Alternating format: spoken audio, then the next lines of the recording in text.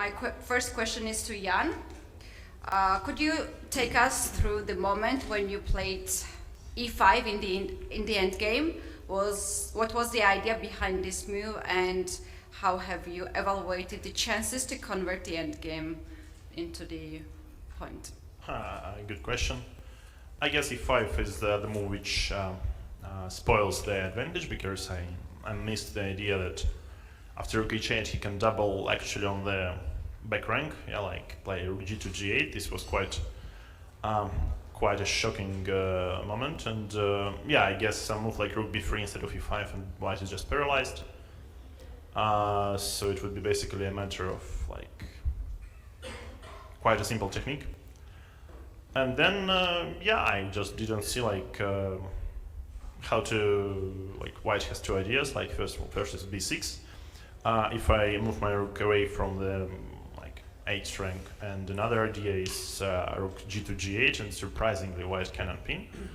This was quite unlucky. So once I thought like e5 could never spoil anything, like such an easy move, like fixing the pawn structure and everything, but probably rook b3 with the idea after rook h8 already have this rook to, I don't know, d4 or rook to d6. Should be easily winning, but yeah. Thank you. Next question to Dink. The game has started with a solid-looking Nimzo-Indian with bishop d2, but then you unleashed with knight g5 move, a very aggressive move. Was your choice to play more risky today to an attempt to avoid going into tie breaks? No, it depends on the position. I thought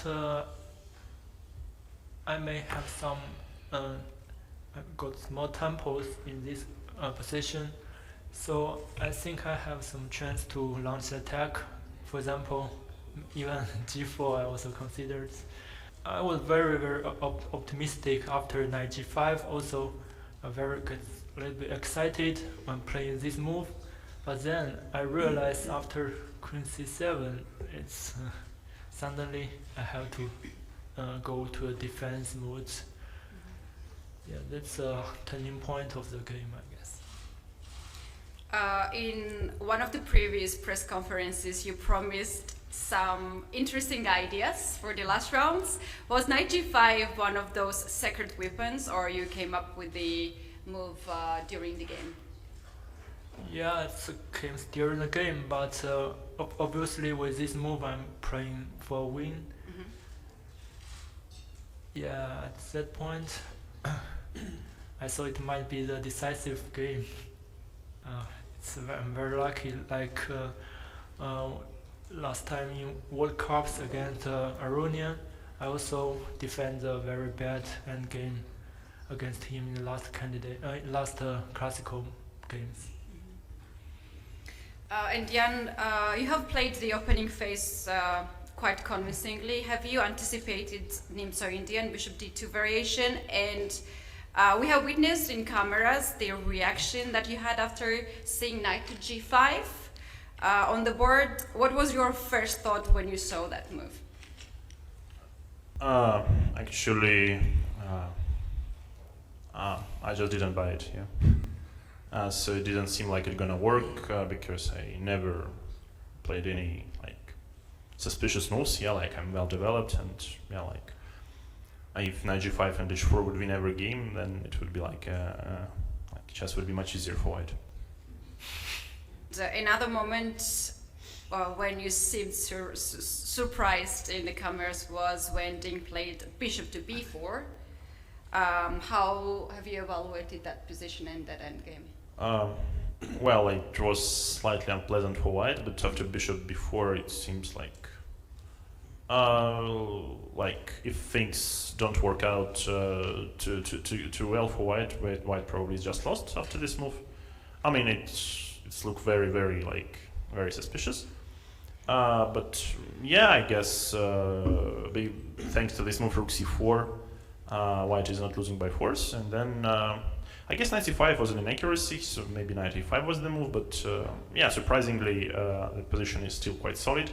But bishop b4 is such a decision. Probably indicated that my opponent thinks he's in trouble.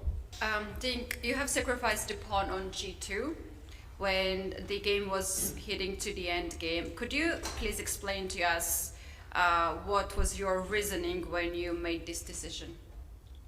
Well, first I calculated bishop g3, but he can play, I think, both knight g6 or knight d7 with the idea of knight e5, and it's I guess it's difficult to play for white. Also, I consider f3 to stay passive, but then actually I didn't calculate carefully for the line bishop g2.